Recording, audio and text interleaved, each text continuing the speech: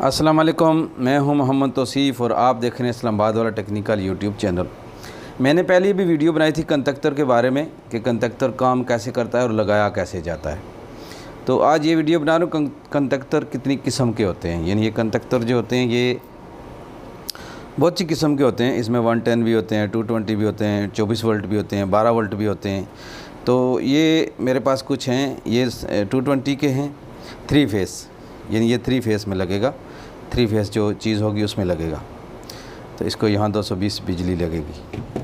इसके बाद ये भी है, ये भी 3 फेस है, ये भी कंडक्टर है, ये 220 है। ठीक है, ऐसे हैं। और ये है, ये 24 वोल्ट है। ठीक है, 24 वोल्ट बिजली लगती है और ये फिर काम करता है। उसके बाद ये भी है, मुख्तलिफ़ किस्म के होते हैं कंडक्टर। इसमें यहाँ बिजली लगेगी, आगे यहाँ कनेक्शन होंगे इसकी, ये इसके पॉइंट है। ठीक है,